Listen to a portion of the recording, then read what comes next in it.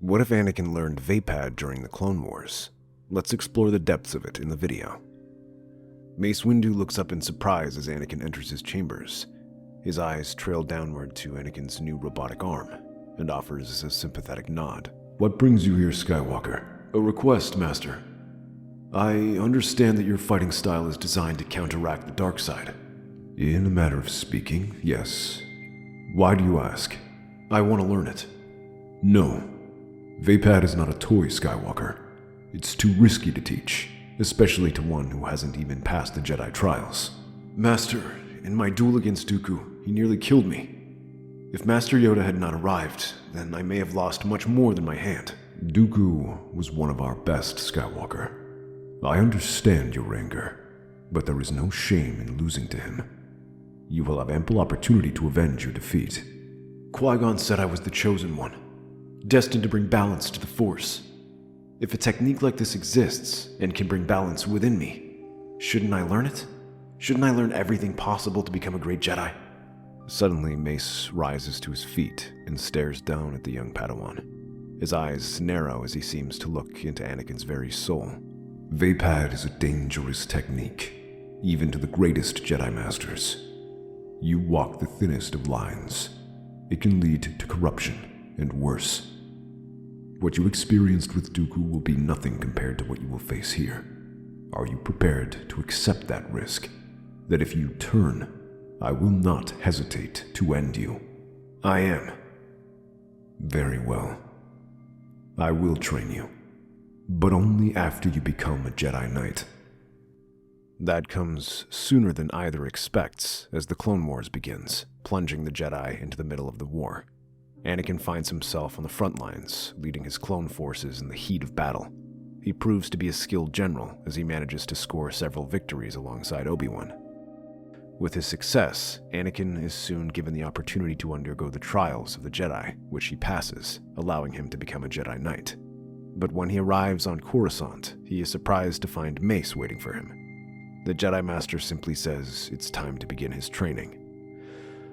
This training takes them across several worlds deemed Force Nexuses, where the power of the Force flows strongly, but Mace is careful to select worlds that lean towards the dark side. At first, this training is just like those of the Jedi, a combination of meditation and lightsaber practice. Anakin goes through this process, but as time goes on, feels a nagging sensation in the back of his mind, like a faint whisper calling to him, trying to pull his focus away from what he's doing and prying into his deepest thoughts. Mace explains that the dark side is trying to take control. Rather than dissipate it like Yoda or ignore it like Obi-Wan, Mace teaches Anakin to let it enter his body. The key to Vaapad is to never indulge in it. Being surrounded by dark energies mean it is always there, but through focus, he can ensure it never gathers strength. So, as it enters his body, Mace then ignites his lightsaber and shows a series of lightsaber strokes, more aggressive and more powerful than he's seen from other attacks. He explains that he allows the dark energy to leave through these movements. Anakin tries his best to mimic it, though the dark influence is strong here, far more powerful than he expected. It takes him many tries to manage it. Mace is there, guiding him through expelling the energy through lightsaber strikes, breathing exercises, or using the Force. However, he keeps his eyes close on Anakin, and his hand is never far from his lightsaber should something go wrong. The young Jedi does initially struggle due to him already having attachments and many negative emotions, something that doesn't escape Mace's attention. Anakin, concentration is key to this technique, and attachments can be your biggest flaw. Your attention must be only on the Force 100% of the time, or you will let the dark side seep into you. Now, are you certain you can handle that? Anakin remains resolute and continues to study.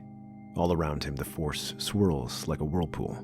It speaks to him, sometimes in gentle voices that tempt him away, other times through fear with howling screams of those he loves, and others through commands that promise him power.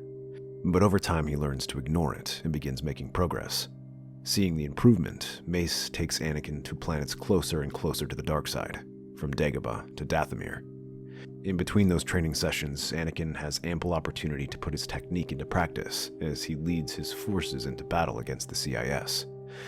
Although the droids do not have Force energy, their actions affect him. The destruction and callousness they display to the civilian population continue to anger Anakin. He sees the suffering around him and feels the Force cry out for justice. Rather than ignore it, Anakin uses the training of Vaapad to harness this anger in actions. It is a philosophy he understands. He directs these efforts to helping the people, whether it's defeating those who harm them or urging the Republic and Jedi to take action. Mace sees this as progress, because soon Anakin becomes adept at letting his emotions and dark energy out there. He still faces off against dark side wielders like Ventress and Dooku, and while he cannot defeat them, Anakin is far from helpless. Whenever he fights one of these fallen Jedi, he looks into their yellow eyes, seeing only the darkness inside, and realizing just how dangerous this power is. It is a constant lesson to him to avoid the temptations in the Force. It is a lesson he takes to heart, too, because Anakin soon rises to become one of the best Jedi in the war.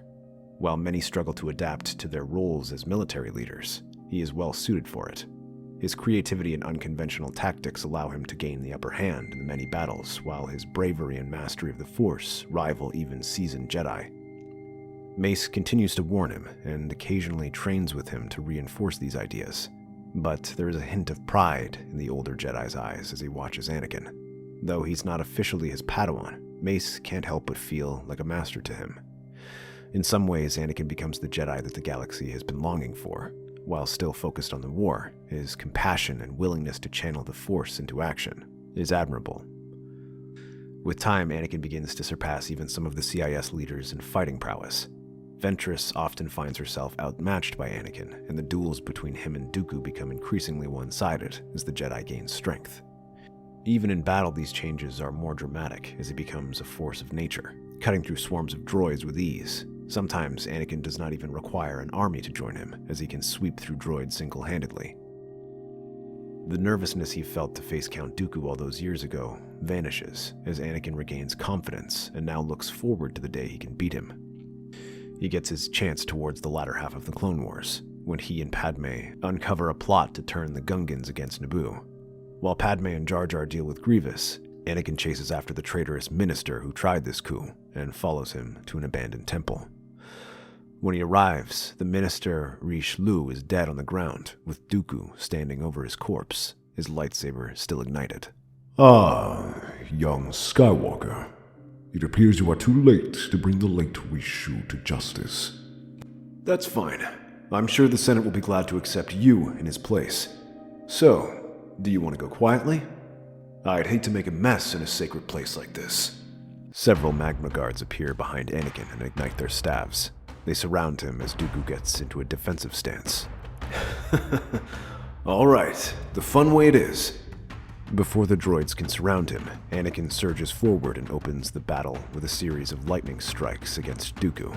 As always, the Count's form is impeccable as he blocks each attack, but he feels more strength in them than before. Anakin is trained well for this battle. Once the strikes weaken, Dooku returns with his offensive, his lightsaber flashing across different angles before suddenly pulling back at a thrust aimed at his heart. But at the last second, Anakin's lightsaber slides down and pushes the Count's blade aside. He looks up in surprise and feels his annoyance grow at the Jedi's cocky smile. Dooku growls and strikes at him again, his movements a blur as he commits to offense, holding nothing back. But still, Anakin doesn't seem to falter. He can feel the frustration in these attacks, and each time their blades connect, he feels a surge of power. That is until the Magna Guards come from behind and strike him with their staves. Anakin crumples to the ground as Dooku smiles and prepares to finish him off. Playing dirty, are we? He tries to stand, prompting the Magna Guards to come at him again, but he unleashes a force push that sends them sliding back. His lightsaber comes up and blocks the swing. He drives Dooku's lightsaber to the ground and gives him a palm thrust that sends him flying back. Anakin turns to the Magna Guards. Dooku doesn't fall over, allowing him to see Anakin cutting through the droids. They don't stand a chance as he rushes at them, slicing their defenses. In a matter of seconds, all four of them drop to the ground, leaving them alone. There is a hint of worry in the Count's eyes as Anakin leaps at him, his lightsaber flashing in an overhead swing. Dooku barely manages to block this attack, turning it aside and then trying to take his head off with a backswing. Anakin smirks and leans back as he ducks under the blow, then rights himself. As he does, his leg jerks up and knocks Count Dooku off balance as Anakin stabs down. striking his side. The Count drops to his side and barely blocks a second with the Force. While he tries to catch his breath, Anakin's lightsaber twirls around and feints toward him. When Dooku moves to defend, he feels his knee crashing against the Count's stomach, sending him to his knees. Before he can even glance up, Anakin's lightsaber is pointed at his throat. It seems you've lost. This becomes one of the Republic's greatest victories over the CIS, as not only do they capture General Grievous, but also Count Dooku. In a single stroke, they sever the heads of the CIS military and political leadership. For a moment, there is absolute chaos as they are ill-equipped to replace either of these leaders, leaving them paralyzed. The Republic wastes no time in pressuring the offensive, driving the CIS into full retreat while the pair are brought over to Coruscant to face trial. The full realization brings out a charge in Dooku as he realizes how much trouble he's in. To everyone's surprise, he claims he is willing to testify under the condition that he is placed under Jedi protection and is not sent to a regular prison. While an odd request, they are willing to comply, citing how Dooku is a former Jedi to justify this action. When he arrives in the Jedi Temple, Mace is waiting for Anakin to escort his former friend into a cell. Well done, Skywalker. This war may end because of your actions. If you believe that, then you are mistaken. This clone war is just the opening act. The real action is yet to come. Enough lies. It is beneath you. You're right. It is beneath me. That is why I am telling the truth. There is much you don't understand. If you think I am the mastermind behind all of this, then you are wrong. I only control one side. There is someone else who controls the other. Anakin's eyes narrow suspiciously as he hears those words. Something about them seems to ring true. He senses no anger, no deception there, just facts and fear. But he cannot say anything else, as Mace orders Dooku to be escorted away to his cell. However, he assures Anakin that there is nothing to his words. The Jedi is less than certain and visits the Count later that night. Sorry for the less than stellar accommodations. I'm sure it's not something a man of your station is used to. Wasn't there something in the Jedi Code about gloating? No, but don't worry. I'm not here to taunt you. Well, not just to taunt you. You said there was someone else pulling the strings. Who? I did not ask to be sent here because I'm feeling nostalgic. There are people in the Senate, powerful people, who helped me orchestrate this war. Chief among them was my master, Darth Sidious. Who is he? Dooku leans closer and smiles, starting to whisper a name into his fear. Anakin's eyes widen, and he stares at the Count, searching his face for a hint of deception. Do you sense dishonesty in my words? No. No, I don't. Then you have your answer. I must confront him immediately. You shall do no such thing. He has become a master at hiding in the shadows. Go after him now, and he shall slink back there. If you want to defeat him, you must wait for him to strike. How? The knowledge I possess is too dangerous. I suspect he shall personally see that I do not live through the night. In the dead of the evening, a figure slips through the darkness, creeping through the empty halls of the temple and avoiding the handful of temple guards as they make their way down to the detention center. But as he finds Dooku's cell, the figure finds another prisoner in their place. Suddenly, the lights flicker to life, and two figures appear and ignite their lightsabers. Sorry, visiting hours are closed, but you're free to stay in one of these fine cells. The figure throws his hands forward and unleashes a burst of lightning towards them. Mace plants his feet on the ground and blocks the attack, but Anakin leaps over it, landing behind the attacker and swinging his lightsaber. As soon as their blades connect, Anakin feels a surge of power. It is more dark energy than even Dooku, and the sheer power sends him stumbling to the ground. The figure takes this opportunity to throw him aside as Mace comes from behind. He turns just in time to block the attack, but Mace doesn't falter and unleashes a set of furious strikes. The movements are quick and aggressive, using a style that the figure isn't used to. Mace smiles and presses the attack. But the figure then shifts fighting styles, going from defensive to offensive and rushing into Mace's stab. He scores a cut that runs dangerously close to his eye. Although Mace pushes him back, the attacker comes at him again.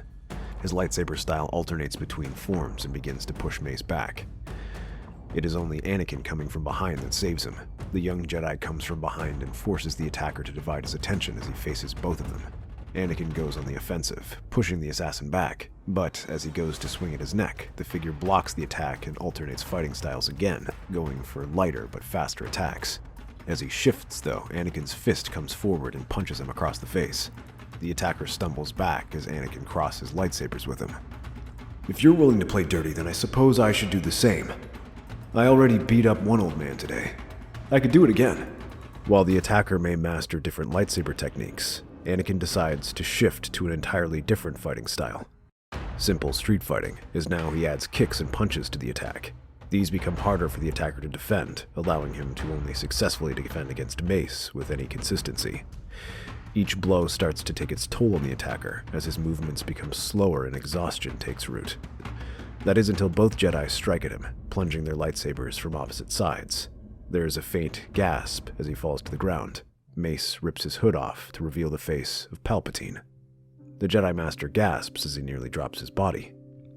No, this cannot be. I was worried I'd be right. Dooku told me about his identity, but I didn't want to believe it. Of all people, the Chancellor. Anakin, if Palpatine was truly behind everything, there was no telling how far this corruption spread. The whole Senate could be compromised. Oh, Master, with all due respect, we have Dooku. He can tell us all of Palpatine's cronies, and now that his master is dead, he might be more willing to cooperate. Anakin's words prove true, as Dooku now readily agrees to testify before the Senate. But before that, explains everything that happened before the Jedi Council. He lists down all of Palpatine's known associates, and those he suspects know their plans. Mace listens to these in cold silence, even as the other Jedi mutter amongst themselves. But when it comes down to deliberating their course of action, Mace is nowhere to be seen. The others just view this as shock from their revelation. However, Anakin begins to feel a disturbance in the Force, the faint tremors of the dark side coming from the Senate. He also excuses himself and goes to investigate. Mas Amata, Admiral Tarkin, Sly Moore, and Palpatine's other associates are gathered in his office. On his chair, Mace sits with his lightsaber ready. I have come to bring troubling news. The Chancellor is dead. How could that be? Who is responsible? The dark side. Do not play games. We want to know who killed Palpatine. Ask him yourself. He suddenly kicks the table forward, sending them scattering as he draws his lightsaber. He turns to Mas Amata first, rushing at him, but the doors suddenly open and Anakin leaps into the room, blocking Mace's attack. Master Windu, this is madness. No, this is justice. The dark side has been allowed to thrive in the halls of the Senate. I will see it purged. He tries to shove Anakin back as he advances on Mas Amata, but Anakin keeps blocking his path, intercepting each attack. But Mace's blows are full of power, and he finds himself stumbling back. Seeing that Anakin will not back away, Mace uses the Force to lock the doors as he rushes at him, his lightsaber hacking at him. With each swipe, his attacks grow more aggressive. Master, this is murder. You'll only plunge the Senate into chaos. We have proof of their involvement. We can have them imprisoned. But Mace barely hears this as he kicks Anakin in the stomach and slashes across his chest. The younger Jedi barely leaps back from this. From Dooku? And what of those who Dooku doesn't know? They will continue plotting. No, they all must die. You're starting to sound like a Sith Lord. The snarl from Mace takes Anakin off guard as he barrels forward and rams his shoulder against the younger man. They both tumble over, but Anakin leaps to his feet just as Mace advances again, flinging furniture at him. The young Jedi must either dodge these attacks or slice them apart. As he slashes a table apart, Mace comes at him with a vicious stab. His attacks feel wilder, and Anakin can feel the primal fury radiating from him. Rather than expel the dark energy, it swirls around Mace. This is far from a professional matter, and it feels like the emotions radiating off of Dooku and Ventress whenever he dueled them. This isn't the Jedi way. All these years and you still haven't learned. Vaapad is about expelling the darkness. Here in the Senate, that is darkness. Not a drop of it must be allowed to remain. You said Vaapad was about focus, walking a fine line between the light and the darkness. What is this now? There is a flicker of hesitation in Mace's eyes, but he continues to press his attack, swinging at Anakin and knocking his lightsaber aside. Mace holds his weapon up to Anakin as he prepares to strike down, but then the younger Jedi flicks his wrist and ducks under the attack. His lightsaber flashes and knocks Mace's weapon from his hand. You said you would strike me down if I ever turned. Don't make me do the same to you. Realization seems to hold Mace in place. The Jedi's eyes widen and he looks at the senators, and then at Anakin. He realizes what he's about to do and drops to his knees. Anakin is by his side and, in an instant, placing a hand on his back. Soon after, the Jedi arrive and take these senators into custody. With Dooku's testimony, there is more than enough evidence to have them arrested. Already an investigation is being started to find the lower-level spies. With Palpatine dead and Mas Amedda in prison, a new chancellor is elected who begins with a serious crackdown on corruption. Meanwhile, Mace decides that he is no longer fit to hold the position on the Jedi Council. After his brush with the dark side, Mace wishes to take some time to meditate and to try and clear his head away from the capital. In his place, he suggests Anakin Skywalker replace him. That's our theory. The Star Wars universe is a galaxy filled with exciting stories and possibilities, and we love exploring them. If you want to accompany us on this journey to a galaxy far, far away, then please like, share, and subscribe to our channel.